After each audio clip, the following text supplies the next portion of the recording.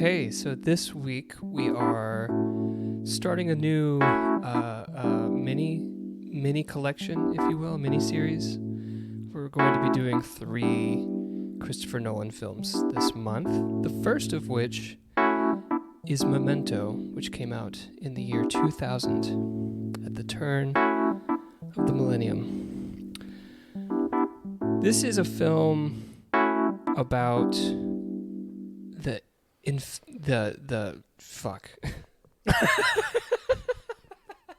This is a film about the imperfect nature of memory. It explores how someone's identity and personality can supersede a search for truth or fact, I think. And it's just a joy to watch for me. This is a film that does not move chronologically, or it does, but it's back and forth, and we'll talk about it. All that to say, this is a joy of a film, and I'm excited to dive into it with you, Hunter Callahan. Yes, Zach Olson. As you know, Chris Nolan is one of my favorite directors, and I'd never seen this film before, so I'm very excited to discuss it. But I only have one question that needs to be posed on this podcast, and that is, but is Memento good? We're going to talk about that today, and we're going to find out the answer to that question. Yeah. But is it good, podcast? Yeah. But is it good, podcast? Yeah.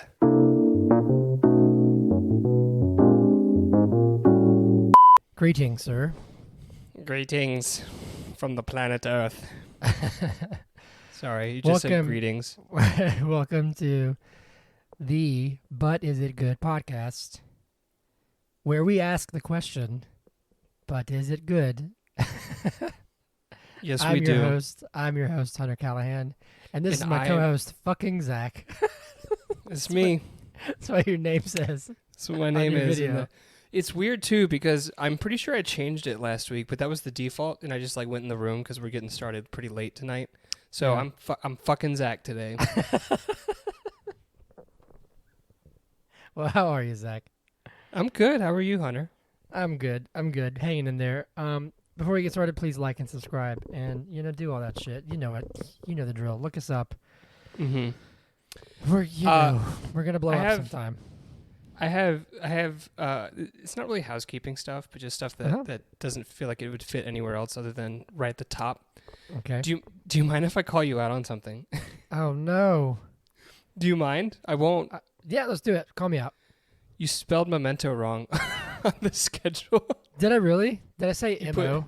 Yeah, Memento. I did. I actually realized that because when I looked, I also spelled the wrong. I don't know if you saw that, but I put THR. I didn't notice it until after I posted it, and I was like, fuck it, I'm not doing it again. See, I saw the Memento error and just stopped looking.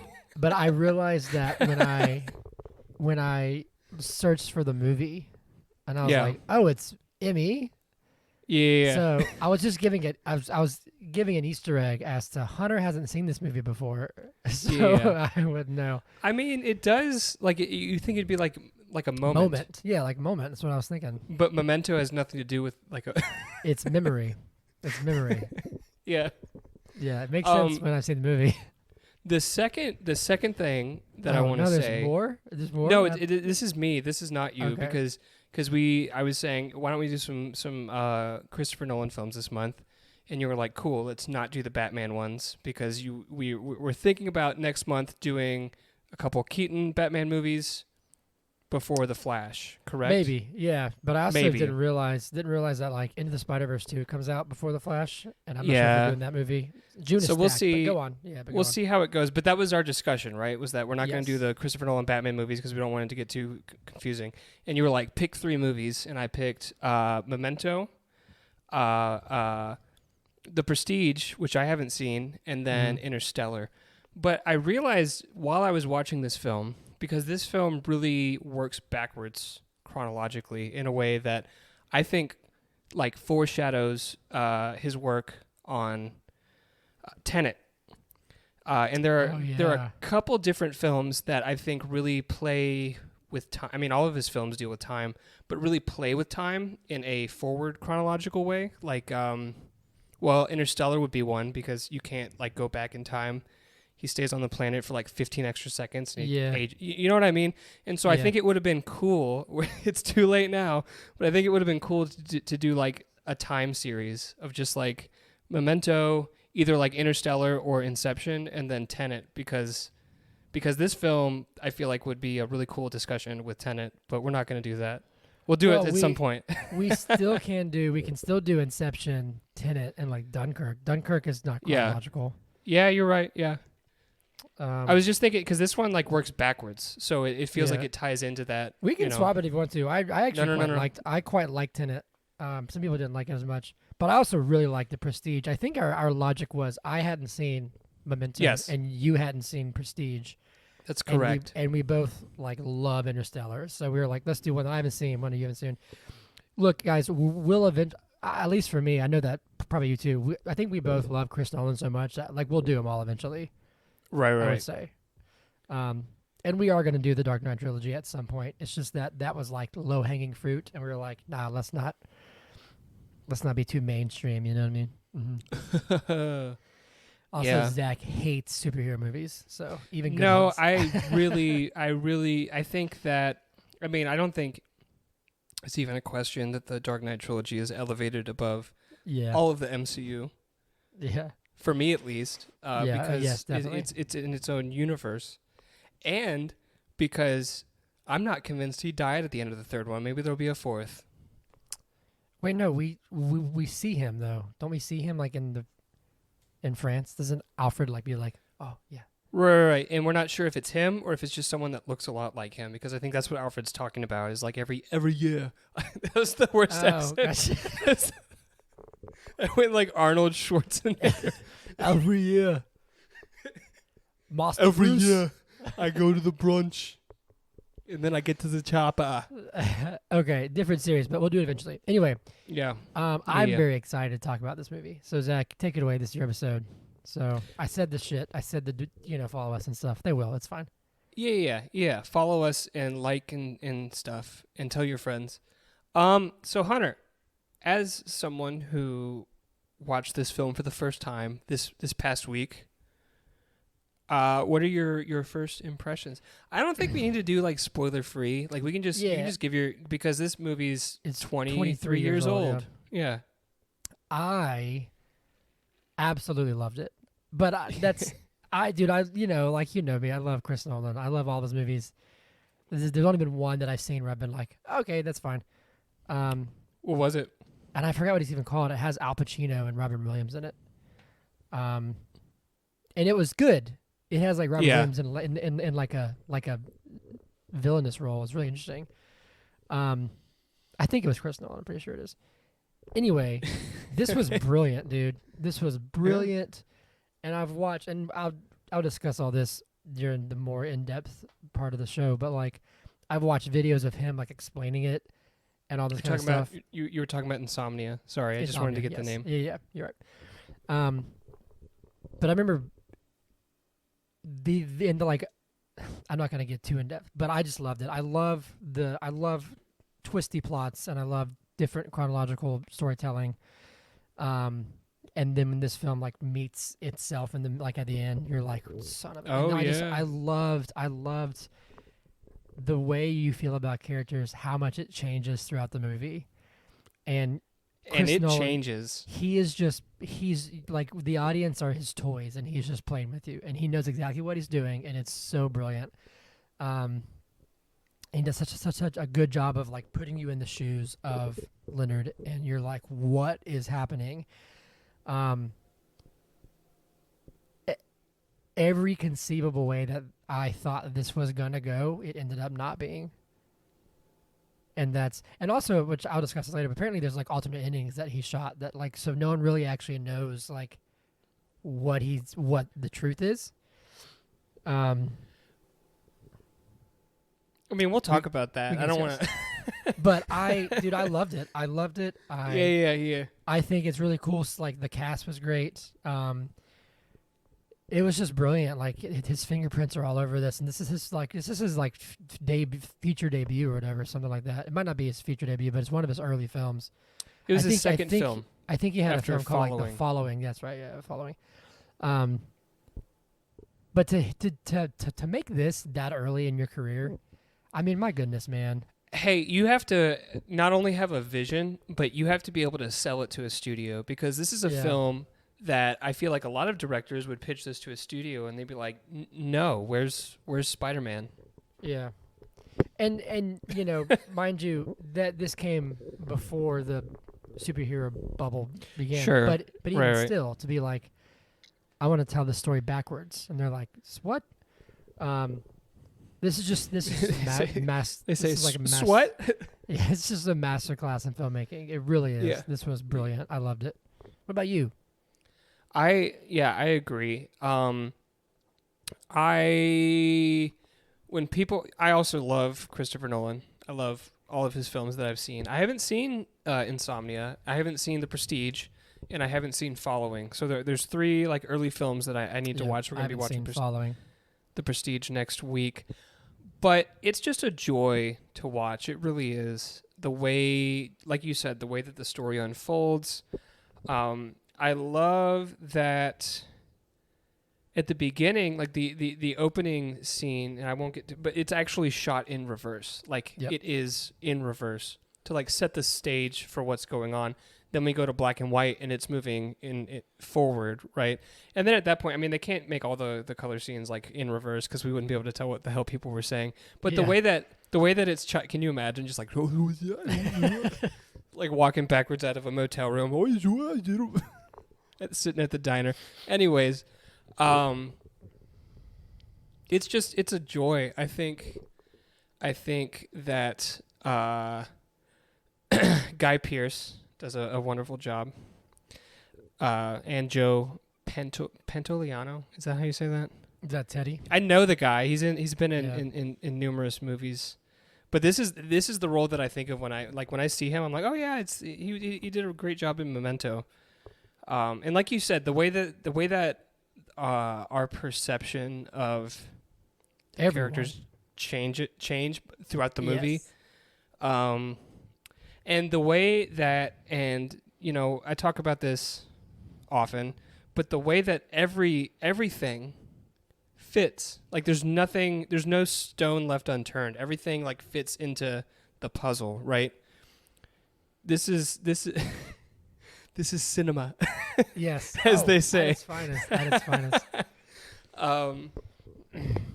My question to you is, go on. No. I could ramble for a year. Well, let's shoot for roughly 45 minutes of rambling, but we'll start that in a minute, because my question to you is, how do you plan on doing movie in a minute? We're gonna see. I'm just gonna wing it. I've been thinking about it. I've been thinking about going like scene by scene, and then I've thought about like setting the stage of what the fuck's going on, and then going like black and white timeline, and then color timeline, and where they meet. I don't know. We'll see. Good luck. Let's do it. This is movie in a minute. What I want to end with is that when I think about Christopher Nolan's filmography, like time and time again, my heart says that Memento is my favorite. Like of all of his films, like I don't know. It's just I love it. I love it. Cool. I'm excited to talk about it. Last thing, sorry, because this did not fit. You know, Inception is great. Interstellar is incredible. I frankly liked Tenet. I liked Dunkirk. But like those feel like big studio movies, even though they have the Chris Nolan fingerprint, and they're still great films. This feels like an indie filmmaker who's like leaving his mark. It doesn't feel like some massive production. You know what I mean? That makes sense? Anyway, go on. Your turn. Does make sense. We're not setting off nukes for this movie. It's not like the end of the world, but it's like, you know. But anyway. Okay. It's time for movie in a minute, Zach. Movie in a moment, so. Memento? Or Memento? Memento. Memento. Could you imagine? It's like, this week we're going to do Memento. I'm really excited to do Memento. My favorite thing about Memento. Can you tell that I'm a film bro? I love Memento. Yeah. Anyway, all right, take it away. Oh, let me pull up a timer. That would have been a good time to pull up a timer while you were doing the joke bit. Unbelievable. I can't believe it. Let's set this for 1 minute and 5 seconds so I give myself a little bit of time to... 1 minute and 5 seconds? No, I'm going to start it and then I'm going to count it. I'm going to count it down. Okay? All right. Okay, Arnold. All right. You ready? This is Memento, movie in a minute in 3, 2, 1, go. All right, so we've got Leonard Shelby. He has amnesia. He has short-term memory, and he's trying to piece together what has happened because his wife was murdered, and he was hit over the head, and he can't remember anything. So we have a timeline that's moving backwards where he shoots Lenny in the back of the head, and then he's moving backwards, and we have a black and white timeline going forward. It's like a prologue of like this monologue of him on the phone with somebody. Who is it? We find out like, pretty far into the movie. So as he's moving backwards in time, it tells us how he's writing these notes. He's talking about like truth and facts and how facts are more important than memory and all this stuff. But really, he doesn't really have control over anything because there's two people that are using him and they've been using him. And he ends up killing the wrong guy. Or at least we think he did. We're not sure. But then Lenny says, I've been using you for a year. So then he burns the photos and commits himself to like kill Lenny in the future. He does. Does the cycle repeat? Let's find out. That was a minute. I have bad news for you, though. What? You called Teddy Lenny like every time. Shit. I was rushing, okay? That was great. That was amazing. Should I do it again? No. Because if that goes on Instagram, people are going to be like, you fucking idiot. I don't think anybody actually cares about our videos. You fucking... Can you put like a little like thing? Where's the camera? A little thing at the bottom that just says, Zach is stupid. And when he says Lenny, he means Teddy. What I can do is that every time you say it, I'll just like flash Teddy on screen and be like, Teddy. In a different spot, like Teddy. Teddy. And then also I'll be like, Teddy, you fucking moron. Yeah. Cool. All Thank right, you. Let's do it. So how do you want to approach this, Hunter? I have no idea. I was going to say, so what's fascinating to me is because this one I actually really want to talk more, not more, but like I really don't want to gloss over like just what the movie's doing to the audience. You know, like obviously the film itself is amazing and what it's saying is amazing, but like I just thought it was brilliant how he just like played the audience like a fiddle. You know what I'm saying? Like really so I saw this video where he explains it. It's like the narrative is like a hairpin. And have you seen that video? No, I've not. So, usually you have the stories like a chronological line. And the podcast, you can't see me on the camera, but Zach is, so I'm moving my hands. But he was like, this movie is a hairpin. So it goes like this. And he was like, here's the beginning. It's not really a hairpin. Well, hold on. You'll see. He was saying there's other parts that take place before everything, so it's not actually. But he was like, here is the beginning of the story. Here is the end of the story. And over here where the turn is the end of the movie. Well, yeah. But it's just fascinating where it's like, so you have one thing going this way, one going this way, and they meet where the movie ends, but one's going this way and one's going backwards. It's just brilliant, man. And like, it's to hear him talk about that. When the black and white like goes into color and it like, oh man, it happens. What's funny is that you see it happen. I did not even register it at first. So I actually went back. I was like, wait a second. We're in color now. And so I went back and watched it again. And it was brilliant to make it come into color when the Polaroid develops, you know? Yeah. But it's just fascinating because he was like, theoretically, if you took every black and white scene and lined them all up and then took every backward scene and lined them all up, they would all fit perfectly into one cohesive. Well, it doesn't have to be theoretical because, well, if you did that with the film as it is the way we watch it, it wouldn't be perfect because there are some overlaps. Like there's a part where he looks at his hand at the beginning of a scene, and then that's the way that the other one ends, right? And that has to, so the audience knows what's happening. Can I tell you something really cool? Yes. There was a limited release DVD that came out after this film went to DVD. There aren't many copies. Was it in order? Well, there was a disc 2, and if you put disc 2 in, you had to solve a puzzle by like hitting certain buttons on your remote in the right order or something, and if you did it correctly, it would play the movie in chronological order. And I'm assuming they took out like the jumpy cuts. Yeah. But you couldn't pause it, rewind it, nothing. It just started playing, and you couldn't do anything once it started. That's crazy, man. That's awesome. Isn't that cool? People don't. People. What's funny is that Chris Nolan, I think, has this reputation of like this, like not posh, but like this, like filmmaker. He's like a filmmaker's filmmaker. He's like, I'm gonna do things. I shoot on film, and I'm old school, and I just do it right. Yeah. But he also, at least maybe it's not just him, but like his industry, like his company, whatever, they have really brilliant marketing stuff, really like with the times. Like when Dark Knight came out, there was like this whole Joker website that like they'd throw out clues, and there was actually like Memento website that went live, and you had to like look at puzzles, and like it tells you more of the story. And so I miss stuff like that. Like, I used to do stuff like that with TV shows too. Yeah, that kind of stuff is awesome, and it like brings you into the world, and it's fascinating because I don't know, he makes it like, I don't know, there's so much to expand upon that in the movie we don't get because we don't need it, and aren't supposed to have it, but if you really want to, like, you can find out more information. I think he even said Chris Nolan said that the most fascinating part of the film for him is the missing time between his accident and when the film starts.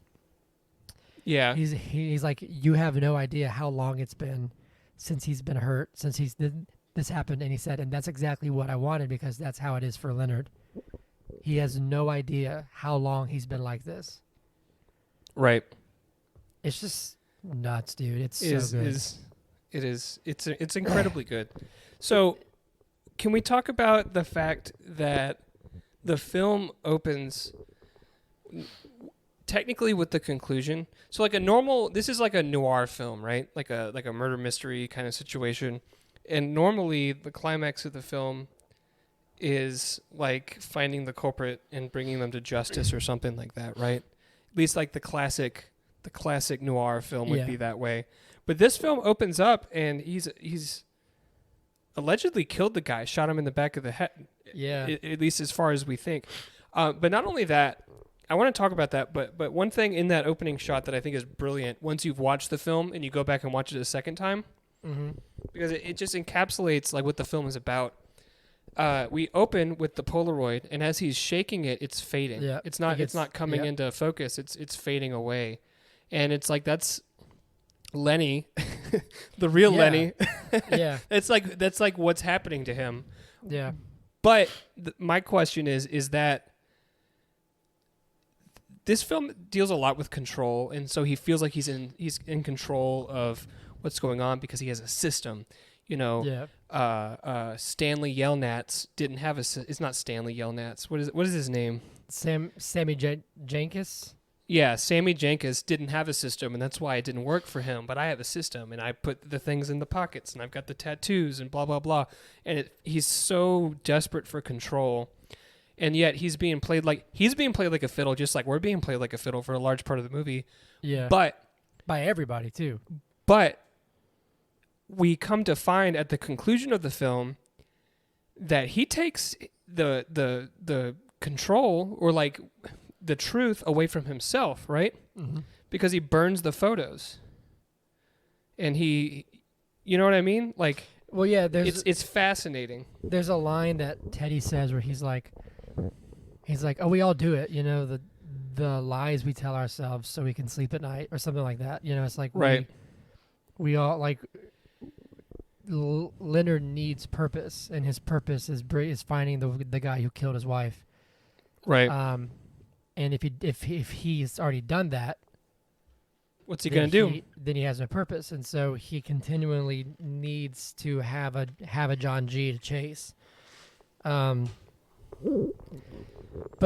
dude, I just think it's so fascinating because like I went through so many things, like so many rounds of emotion where I was like, okay, you know, I guess I'm gonna find out. Well, like it's like I'm interested to see what Teddy did. You know, like so he was the guy, but he wasn't actually the guy. You know what I'm saying? Like so you set up to think, okay, let's see how this guy saw. It went from being, oh, okay, it's not a mystery. We know who it is, but let's see how he solved it. That's interesting. Not even close. Not even in the ballpark. You know what I'm saying? And I remember like when I realized what, because I kind of knew this movie was like, I think this is out of order. I kind of knew that. I thought I'd heard that somewhere, but I didn't really know exactly what it was. And so, like, I think all I had known is, oh, it's told in a way that makes you feel like you have the short-term memory. And it's like, that's interesting. But when I realized that it was going backwards, I remember being like, oh, fuck. Like, that's so cool. Like, I had a reaction. I was like, that's sick. Like, I'm on board. I'm really excited to see this. But just how they took every character, and as soon as you thought you had them pinned down, it's revealed something where you're like, oh, that was not real at all. Yeah, you know? Yeah. So I mean, the first of those moments I think is when he meets with what's her face, Carrie, Natalie. Yeah, well, yeah, that's Natalie. Carrie Ann Moss. Yeah, Carrie Ann Moss. When he meets with Natalie in the diner and he gets the folder with the license plate and he's putting two and two together because he got the tattoos and he's like, oh shit, that matches the name on my chest and that matches the license plate number on my arm. And it's and you're like, oh, he figured it out, yay! But then at the end of the film, like that's the thing is that you're thinking, okay, so this is how he finds out that it's Teddy. Okay, and then it's just so brilliant how it still leads you to be like, okay, we're going to show you how he solved this murder. Right. And yeah, it's Teddy. It's the right guy. It's his license plate. John Gamble, John G. Okay, everything's adding up. But then, like, when you find more about this backstory with Natalie, I think that's where I started to go, oh my God, like this is when it, like with the whole thing with Dodd, you know? Yeah. When he like beats up Dodd and then it's revealed that actually Lenny is the one who beat up Natalie and it's because she coaxed him into it and then just went outside for a second and waited. Like told him like, I'm going to use you. I'm going to trick you. I'm going to use you and make you do whatever I want. And then went outside and just waited for him for like 2 minutes. Came back in and said, oh, Dodd beat me up. And he was like, oh shit, I'll help you. And I was like, oh my God, like she's playing. This whole thing is a ruse. It's just, I think that's when I was like, oh wow, this is really like no one can be trusted at all. Even the like motel guy was like, yeah, I'm renting you 2 rooms.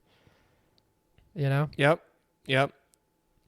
Wonder how many rooms he was actually. See, when that happened, I was like, uh-oh, the motel guy's in on it. He's lying to him, but he's like, there was like a murder in the bathroom or something. And he's trying to get him out of there real quick. But the motel guy knows, and he knows Teddy.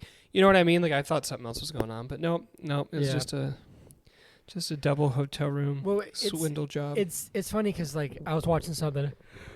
Excuse me. I was watching the thing. It was the Heavy Spoilers show that did do like a deep dive on it. And we find out later in the film, like at the end of the movie, but the middle of the story, that Teddy has been like basically using Leonard to basically be like a hitman, right? Go chase down people that he wants to kill, and goes and kills this drug dealer who ends up being Natalie's boyfriend. And there's $200,000 cash in the car, in the Jaguar. And so Teddy's like, we can split it. And if you go back and watch it, how it's shown, so like backwards, right?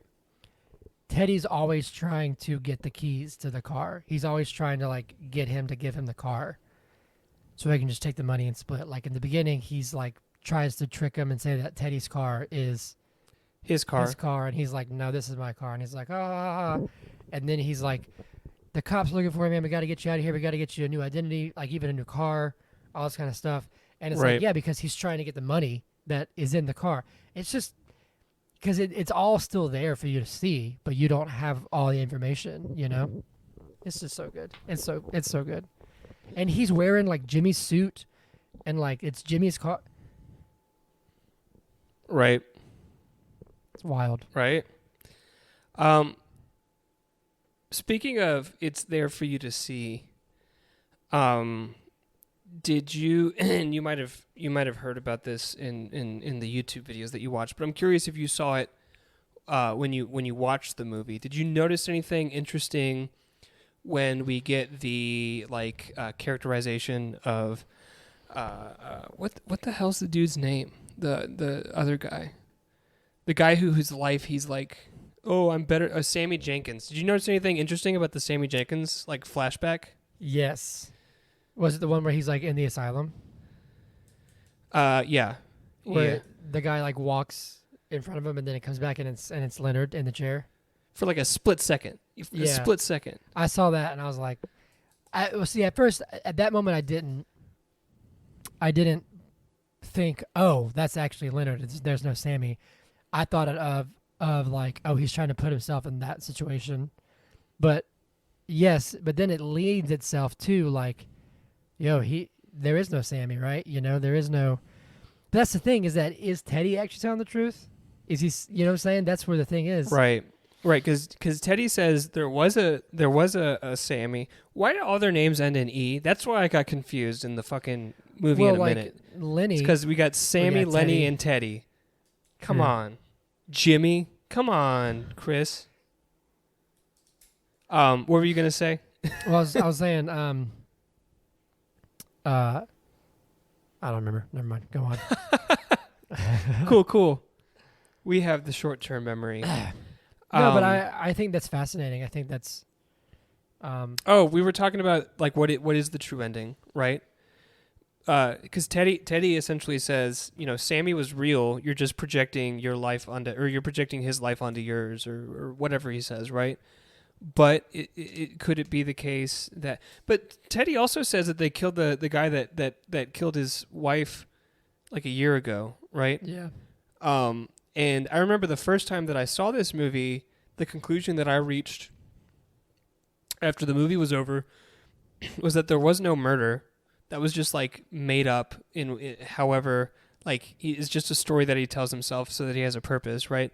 But that his wife actually like committed suicide by having him give her the insulin, which is Sammy's story, right? Yeah. That's the conclusion that I reached, was that there was no murder. So like Teddy could have been making that up, like the whole thing. They might not have killed anybody a year ago, or if they killed someone a year ago, it could have been some schmuck that Teddy wanted gone because he's a corrupt cop, right? Yeah, I definitely for some reason lean towards that. But it's fascinating because like that brings up this whole question of like, I remember when I'm kind of going off on a tangent, and I'm going to pose a big question, and I'd love to talk about it because I think it's so fascinating. I remember when I read this, and I was old enough to like have it make sense and be like, oh, wow, that's really interesting. And it was something like, your memories are actually not entirely true. Yeah. And it was like, your memory of a moment is colored by an emotion or a perception or what you wanted it to be or what you think it was, whatever. And so but not just that, Hunter. Yeah. Those circumstances, what you hoped it would be, an emotion that colors it, those can change over time. And so a memory from like early in your childhood could be completely different now than it was when it happened, or like shortly after it happened, right? And it's just wild because like you don't actually correctly remember your life. And I think we correctly remember because it is all colored by experience. Well, yes, but I'm okay. You don't objectively remember your life correctly. Do we objectively know anything? Oh my God, Zach, you see what I'm trying to say? Where it's like, even science is just theories. Like there's no. that fucked me up big time, and I was like, oh my God, because there's a moment, and I'm pretty sure you were there for this, but that's the thing is memories. I don't know. I have like a moment that I come back to when I think about being like 18 19, and it was like in my brain, in my head, in my heart, it's become like the quintessential like coming of age memory that I have for some reason. Okay. And it was after high school. I think it was the summer after high school. So maybe it's like the end of childhood, beginning of adulthood kind of moment. Right. And it was one of those moments where it's like, maybe in the moment I thought, well, no, there's no way. But like being like, oh, this is beautiful. We're all here. We're all going to go to college, whatever. We're going to move. I mean, you didn't, but we stayed. I went to college. No, but like we didn't move. We played Call of Duty and ate cookies. Hey, and that was awesome. It was great, amazing. But we were at Ethan's house. Ethan, everyone here knows Ethan, good friend of the pod. Mm-hmm. Shout out to Ethan. And maybe, Ethan, if you listen to this, you can text us and see if you remember this moment. And our entire friend group was there. Everybody, like from like Tyler to like Kaylin, Trey, everybody. And we were all in a circle. We were singing Fix You by Coldplay. Do you remember this? I do remember this, yeah. And for some reason, that moment to me was like, oh, this was this beautiful, like we were all, kids and we were out of high school. And so whenever I hear like that song, I'm like teary-eyed and stuff. Yeah. But like, did that happen like that? You know what I'm saying? Like, was the night as pretty as I think it was? You know what I'm saying? Like, was that the night that we started to watch Carrie, and then the opening scene came on, and Ethan's mom walked down and was like, "You're not watching this," because it was a bunch of naked girls in a locker room. Do you remember that? I don't think. Were you there for that? I don't think so. Okay, that must have been a different night. Which and that sounds like me if I. They left were all. early. It was like the 80s, right? So they had hair. Oh my god! I knew you were going there. And Brooks just started yelling, "Harry Carey, Harry Carey." And then we turned on something else. I don't. That might have been the night that they decided, because I remember starting Game of Thrones at Ethan's house. So this might have been a couple years after. I was about to say, was Game of Thrones was that far? But it's funny because like I think about that memory a lot for some reason, and then I wonder, I'm like, oh, like I wonder if that's what it was actually like. You know what I mean? Like, or like relationship memories where you're like, you romanticized it, and it's this like perfect, beautiful thing, and I'm just like, was it like that when it happened? Mm-hmm. And it trips me out. Sorry, last thing, and then I'm done, and then I'll shut up for a second. But I think about it in the sense of like what happened yesterday. Like memory is crazy. Like at this moment with me and you is going to become a memory, and so will I remember it like it actually happened, or like however I perceived it? You know what I'm saying? It's just a trip. Yeah. It just trips me out. Anyway, take it away because there are some memories that I like to tell myself a tale that they stayed the same throughout time. I'm thinking of. Do you remember that? Remember that time we went to Athens, and we were. I'm not going to name any names, but we were at someone's like dorm. It was two girls that we knew. Yes, and we were in their dorm, and Trey got chased by a cop. And then I don't remember if this was before or after, but they started like fighting with one another. And I was like, and the Lord said, calm the fuck down. Yes. And like every time I think of that memory, it's always just like this funny thing that happened. We're just like young kids being crazy. What's and funny, that's I feel like that's what it was when it happened too, right? Well, what's funny is that I feel like that memory, and this maybe that's why me and you have been best friends for so long, because it was just for us. But like, I don't think anybody else heard you say that, like except me.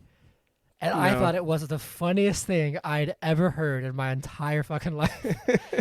And so like, or like that one time you had a bottle of water and you were exhausted and so thirsty. It was and not just water. Chugged it and it wasn't water, and I'll never forget your face. It was when we went to Lanny's friend's apartment or dorm, and she was like, "You guys want to watch Friends?"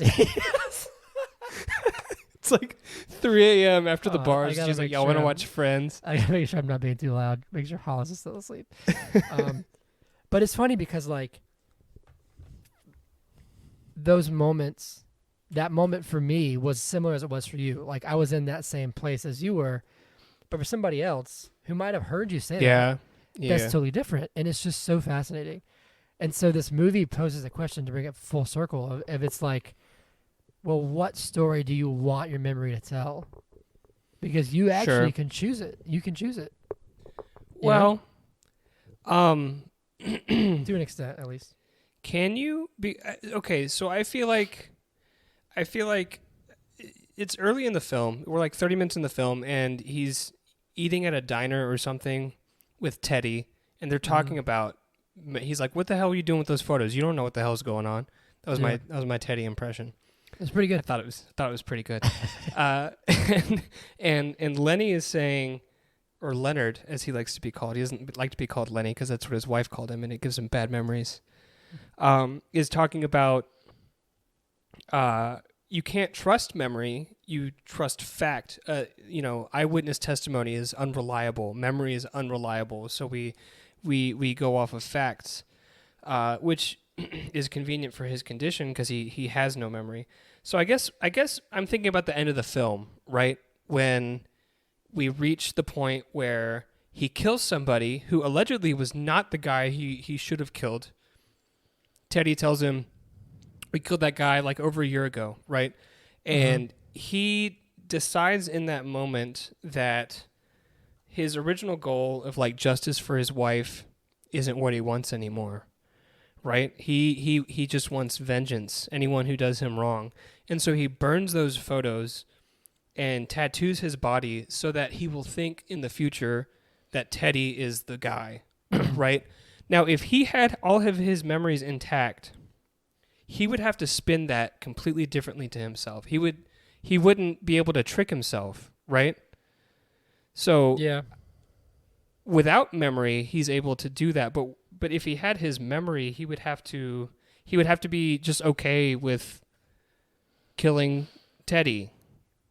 Does that make sense? Yeah, but is it that? Yeah, I see what you're saying. Where like it's easy for him to influence himself because he doesn't have the memory. Right. And so he's lying to himself because he has no memory, in order to influence future events. Whereas, but people lie to themselves all the time. Maybe not on that scale. Sure, but let me ask you this: right after he killed, what's his face? Right at the end, right?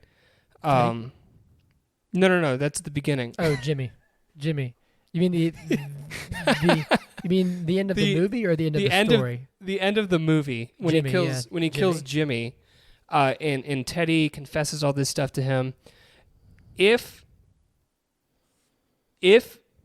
he was okay doing it, like without his memory or with his memory, he would have just done it right then, right? He would have just killed him. Yeah. But he doesn't. He goes through these steps to like. It's like a self-preservation thing, these lies that he tells himself to keep himself going, because as we said before, if he doesn't have a purpose, what's he doing? Yeah. What's he going to do? Just wake up at the motel, look at his tattoos that say, "You're done," and just sit by the pool, not knowing what the fuck's going on? Well, yeah, like that's... So I guess, like, how do we give ourselves purpose? You know what I mean? Yeah. How do we, like, what, or if not how, then, like, what is it? What gives us purpose? And because people lie to themselves all the time, man. And it's not so black and white and convenient as, hey, you can't tell me, hey, you have blonde hair, when I'm like, well, no, hey, like, how do I say this? I can't be like, I have blonde hair, and then you say, well, actually, you have brown hair, and I can't just convince myself. I mean, I guess I could try to convince myself that you're wrong, but but in so many ways we influence our actions and ourselves because we deny ourselves a truth that we don't want to face or whatever. You know what I'm saying? And like that's his truth. His truth. When it translates to the real world, it's much more internal. But his truth is, his job is done. He already found the guy who killed his wife. Or is it the fact that maybe he killed his wife? Because his truth may be that. Sorry, I don't mean to interrupt, but his truth may be that there's no one to direct his grief at. Yeah, and that would be incredibly hard to face, I think. Yeah, that's for the personality that he is, right? You know what's funny is that there's so many things, and this is like, I guess this is like self-help 101, but it's just like, I remember it's such human nature to be like, oh well, all of these external circumstances. all of these things, yeah.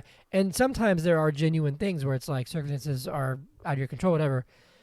But just being like, oh, well, I can't do this because so-and-so, whatever. And it's like, did they actually, or did you just decide that so you could have an excuse? And I've done that. Everyone's done that. Like, everybody has that tendency.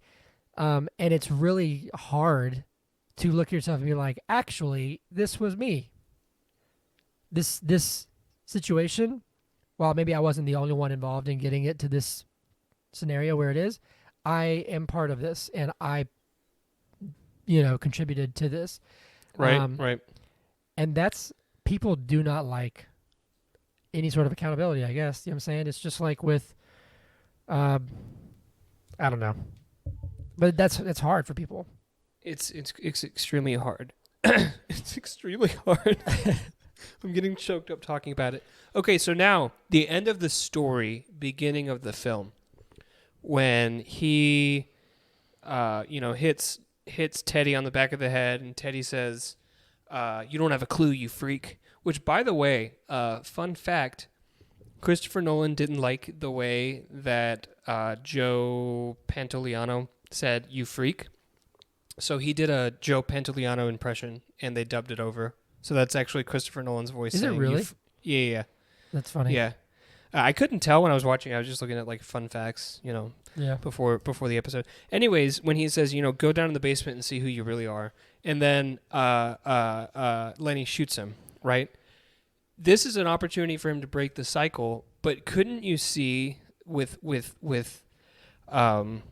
Lenny's personality? Couldn't you see him going down in the basement, finding a body, realizing that he's already killed somebody, and then finding some fucked up reason to repeat the cycle, burn the photos, find someone else, and continue on again? Don't you think this is just like how many times has this happened?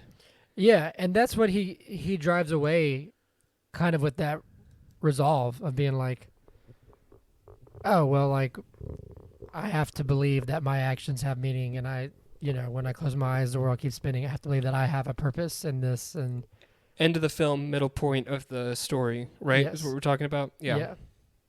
And so that's what it is for him. He's like, I've got to... And I think it's tough because in this kind of scenario, like in a real world scenario, this would be really tough to kind of figure out because like he wakes up every day feeling like his wife just got murdered, whether she did or didn't. It's fascinating to when he says like, how do I heal when I can't feel time? Which is such a weird question. You know what I'm saying? Like, that's an odd question. That's such a weird thing to consider. To have short-term memory and the last thing you remember is just trauma would be difficult. How do you, But it's wild too because like, I don't know. We can go on and on about this movie. We need to wrap up here soon. But I also just love how like our protagonists that were like, oh, I want to see how this guy navigates this. This is super cool. Like, I'm cheering for him. He's on a, he's going to find this guy. Oh, he sucks. Yeah, like, if you watch this chronologically, he's evil. Yeah, he's the worst. He's like not a good dude. It's just I can't get over how played I felt in the best way. I was like, oh, you just toyed with me the entire time. You knew what you were doing. And I was all here for it. I love it. This is up there for me. Yeah. I don't know. We might not be able to rank all the Chris Nolan movies because we haven't reviewed them all, and that'd be kind of a spoiler if we ever did them in the future. But this is up there for me. Just in movies in general. I mean, I love his movies, but like, I think I'm more blown away by this movie than I was with Inception. Oh, 100%. Inception was like visually stunning, and it was like kind of a mind fuck. Yeah. But yeah, like you hit it you hit the nail on the head at the top of the episode when you said the bigger budget films, as stunning as they are, this feels like an indie filmmaker like leaving his mark and like doing his thing in a way that just it's really rewarding, I'm sure, for Christopher Nolan when he made this film, but also to the viewer, right? Like this, yeah. This shit. Yeah. This shit It was right great, here. man. It was great. Like, also there's little details where apparently, like, small stuff where, like, the expiration date on Teddy, this tiny little stuff that you have to, like, look it up with the microscope to see the date on Teddy's license plate or, like, driver's license when he gets it from Natalie is impossible because it's like February 29th, but it's not a leap year. Right. And then there's a photo of Natalie and Jimmy has a mustache, and then later in that same photo he doesn't have a mustache, and they've shifted a little bit. Yeah. And so it's like little tiny things. They start sowing the seeds of, like, is your memory actually, are you remembering this correctly? Like, can it be trusted or is it faulty? You learn to trust your own handwriting, but someone can go behind you and scribble something out, and then you'll think you did it. Which Sure. The thing on Natalie's, he wrote it in, like, a different handwriting and then scribbled it out. And it actually was correct, where he was like, she's playing you, like, don't trust her. It's just fascinating. Like, that's such an interesting thing. And there's been times where, like, like me and Hannah were like, she'll say something or, like, what was something, and I'll be like, oh, I remember this. And, like, you can be so sure. And then she can say, no, I was there. I remember this. And you're both just like, what? Like, well, one That's of when us you is, throw the challenge flag, like in those commercials. You watch it back. I don't have an instant replay referee, sorry. But it's just fascinating to me how someone can be so certain. They were like, I know what I saw. I know what happened. And it's like, maybe. This is why everyone should vlog their life, like have one of those life vlogs where they're just like constantly filming. Just like a 24-hour feed of your life that just gets stored in the cloud. Like, you can go back and be like, when did I poop yesterday? And you just, like, watch yourself pooping. Just look at it. Well, anyway, we're pushing an hour, so anything else you want to touch? I mean, we can go on for us on this one, but I mean, yes, but we can wrap it up. I do think I'm looking at a graphic of the timelines and where they are in the film. It's less of a paperclip, and it looks more like a mountain, like a ski mountain that has, like, chasms. Okay, yeah, I got and you. then because you got, like, timelines going like this, and then you got timelines down here, and they meet at the bottom, and that's like the ski lodge down at the bottom where you have like a murderer, and then you find out that the person's evil, at the ski lodge. Classic. Well, Zach, I think this is your episode, so you have to ask the important question. Hunter Callahan. Yes.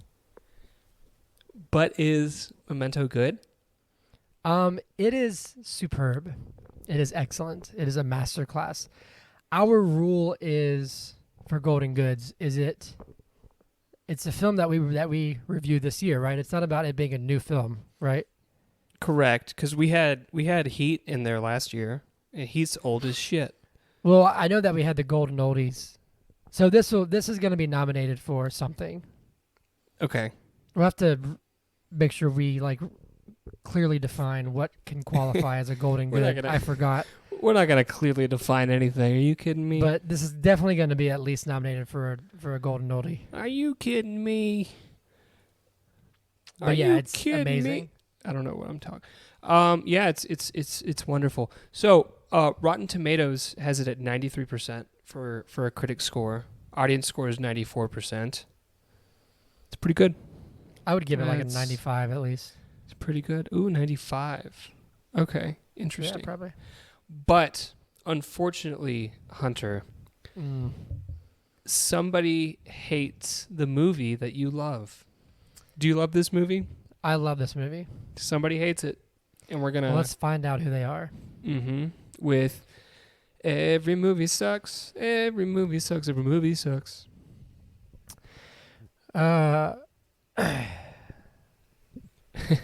This one's too long. Where 17 says, I'm convinced that Christopher Nolan just makes these movies to make teenage boys feel intellectual. I am perplexed as to why I have been hearing this movie is so great for so long, and it's not that I don't understand the point, it's that I do, and I think it's not making any kind of profound statement whatsoever.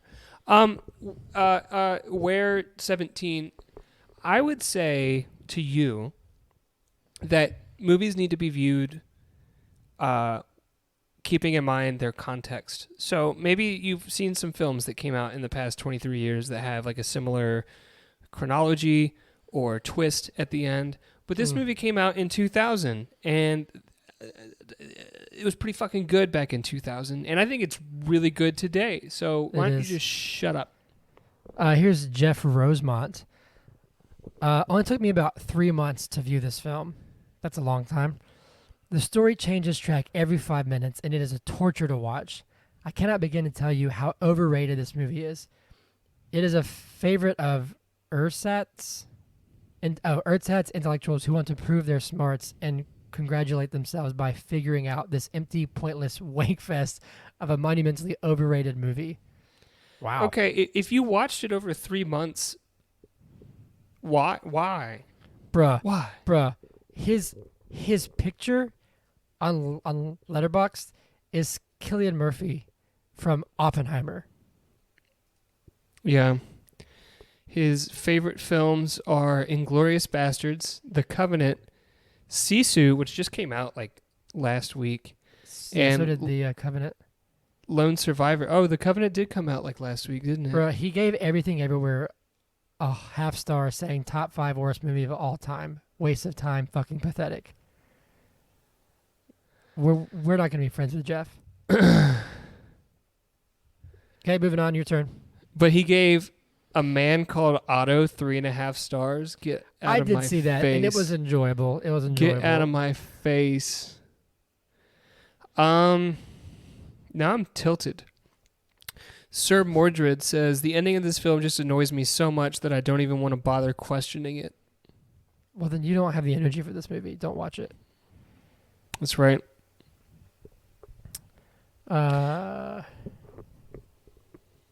You can go. You can go. Zach, you can do 2 in a row. You can I do will 2 in a row. never do what I get so mad at you for doing. It was the most boring film from Nolan I've ever seen, though I'd always had mixed feelings about him. Oh, well, then you shouldn't have watched it. Here's one that just says, this is pretty clever. It's a half-star review that just says, forgettable. Because memory. I get it. I'll do one more, then I'll be done. Rocky Taki says half star. I just want to know why this movie has everyone in a chokehold. Did the writers also suffer from a condition? If you want to see a white guy with bleached hair look confused for an hour straight, just watch an Eminem music video. It probably has a better pacing than this anyway. Eminem's good though, so I mean, don't hate. You're like he, but Eminem's good though. I do like Eminem, for the most part. The Rogue Critic says, one of the worst and most confusing films of all time. Totally lacks a plot due to its own narrative structure, spoiling its climax. That's not the climax, you idiot. That was me. The film is the very antithesis of storytelling and clarity, and is therefore total trash. Suffers further due to content. This guy's an idiot. What? Yeah, that guy's just dumb. Sorry, that's a stupid. This guy pays for Letterboxd Pro. Film, bro. His favorite film? Oh no. It's Fellowship of the Ring. It's a good one. Oh no. All right. Well, Seven Samurai. That's another good one. He has a bad take here, but he has some good taste. Maybe he just wants to be different and not like Christopher Nolan. Maybe. Ooh. Never mind. He gave The Hobbit: An Unexpected Journey 5 stars. Is not a 5-star movie. It is not. Zach, can you give me a... Oh, wait. What's that reaction? Tell me. What is it? He gave Tenet a half star. He gave Interstellar a half star. He gave Nightcrawler a half star. He gave Dunkirk a half star. He gave All Quiet on the Western Front a half star. Okay, I didn't really like it either. He's given so many movies that are so good. He gave No Country for Old Men a half star. There Will Be Blood a half star. This man, Inception a half star. The Dark Knight a half star. The Truman Show a half star. Matrix a half star. This is the worst. He has the worst takes of all time. Sam Raimi's Spider-Man a half star. Finding Nemo 5. That is a good movie, though. Okay, but it's not better. It's not better than half of those films. Episode 3, Star Wars Episode 3, 5 stars. No. No, that's a 3-star movie tops. That's a 2-star movie with a 5-star ending. Episode 1, 5 stars. But here's the kicker. Bullshit. Episode 2, which I really liked Episode 2. He only gave that one 4 stars. So you say that that's the worst of the prequels? It is. Episode 2? Well, 1 or 2. The prequels are not good, but they're just classics now. Episode 1's the worst. Anyway, Zach, give me a theme song into some shindigs, please. It's time for the shindigs. The road critics sucks at reviewing movies, so we're moving to the shindigs. Yeah. This piece of shit gave Die Hard a half star. We're moving to the shindigs. My first shindig is, I don't know any details on this as I didn't look it up, but apparently the studio is planning to remake this movie. Memento? Yeah. Did you know that? Who's going to do it? I wouldn't want to, but apparently there's a plan to remake this movie that will stay true to Nolan's original. How about you just don't touch it? Yeah, staying true to Nolan's original is letting it stand on its own. Like, anyway. how would you, if it's staying true, would it just be the same thing with different actors in a bigger budget? They already did that with Psycho and Vince Vaughn, and it was bad. So, anyway, here we go. I don't have a ton because it's been a week. But here's some funny stuff. Zack Snyder has claimed people did not understand his heavily layered and experiential superhero movies. People were just like, how about you shut up and stop talking about it already? Thought that's funny. Guardians 3 is set to pass $500 million this weekend, so it's doing quite well. Emma Stone, Mark Ruffalo, Willem Dafoe, Ray Youssef, and Jared Carmichael all star in the new trailer for Yorgos Lanthimos' Poor Things. We got a new poster of the entire stacked cast of Wes Anderson's new film, Asteroid City. Tom Holland has long hair but still looks like a 15-year-old with Amanda Seyfried in the new trailer for Apple TV's Plus, The Crowded Room. We get our first look at Albert Einstein in Chris Nolan's Oppenheimer. What? There were all these tweets that were just like, first look at Albert Einstein in Oppenheimer. But it's funny because you said that too. You just said Albert Einstein in Oppenheimer. And there are all these tweets like, oh, I didn't realize that Albert Einstein was still acting. Because like anyone else, like you would say, first look at Ryan Gosling as Ken in Barbie, or first look at Margot Robbie. But no one's mentioning the name of the actor playing Albert Einstein. That's hilarious. Yeah, he's back from the dead. He's acting. It's Albert Einstein. Yeah. Matt Reeves has halted writing on the Batman 2 to support the writer's strike. The Hollywood Reporter apparently released a short list of actors who are in discussion to be top contenders for Superman roles in Superman Legacy. That these include, let me see if I can find it fast, David Corenswet, who has been in Pearl. He was in some show that I watched. He has the look. He's apparently the top contender to play Superman. Jacob Elordi, who has been on Euphoria, is also in the talks. For Lois Lane, Emma Mackey, who is in Barbie. She's also like a Margot Robbie clone. Is in talks to be possibly Lois Lane. So is Rachel Brosnahan, who is Marvelous Miss Maisel. A lot of great actors. Apparently, they said this is like the hottest film on the market. But also, Gunn came out and kind of said, "Hey, don't listen to these people. We don't have a short list yet." So, you know. But also, this one that I thought was hilarious. The Rock, his career is falling apart ever since Black Adam, has done what he swore he'd never do, and he is going back to the Fast and Furious franchise.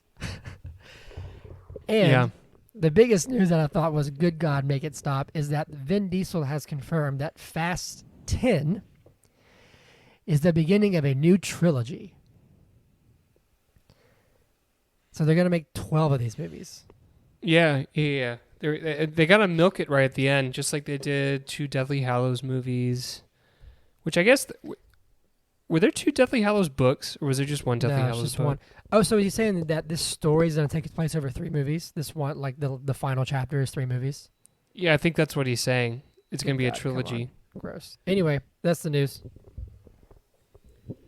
This guy gave Vertigo a half star. Oh my God, you have to let him go. I can't. This is you insane. You have to do Braves Minute. Have to do Braves Minute. Hey, you know what he gave 5 stars?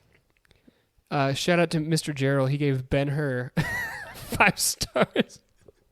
1959. Ben-Hur. Zach, it's time for the Braves Minute. Focus up. Focus. Come on. All right. So we all know that Kyle Wright is out indefinitely with shoulder inflammation.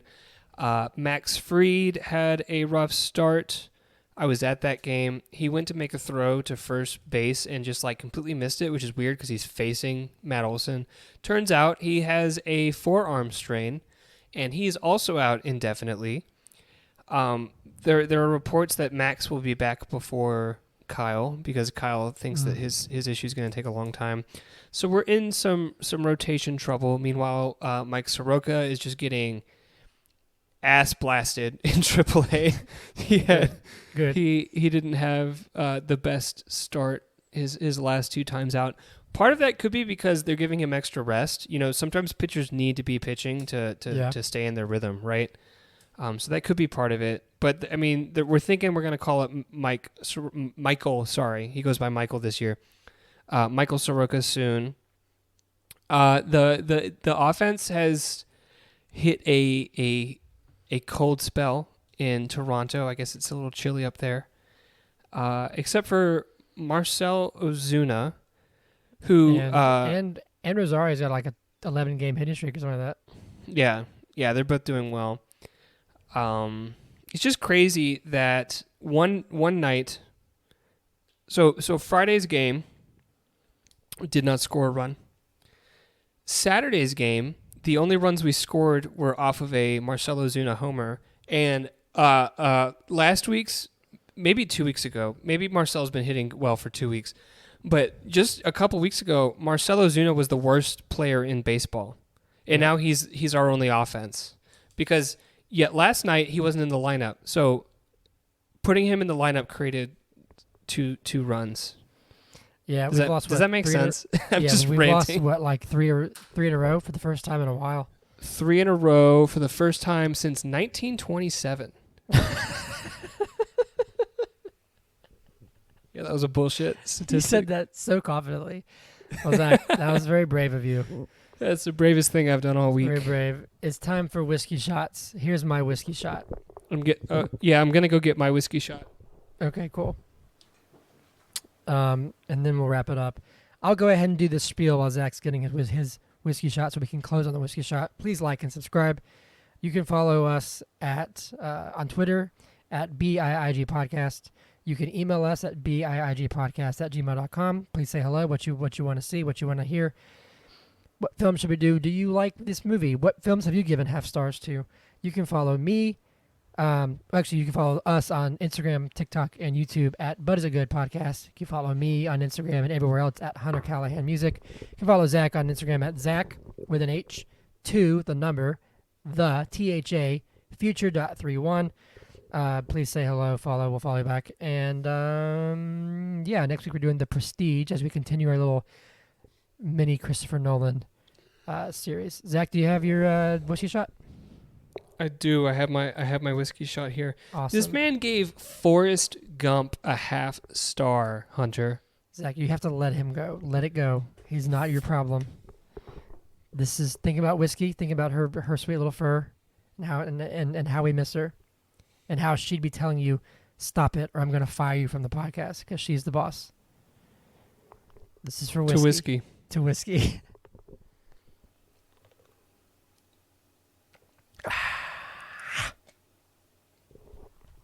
Oh, I poured a bigger shot than I thought. I had to, drink it. Yeah. All right, cool. Do you have anything else to add? No. Okay. Well, it's 11 o'clock and we're tired. So we shall bid you guys adieu until next week. And so, yeah, adieu. Adieu.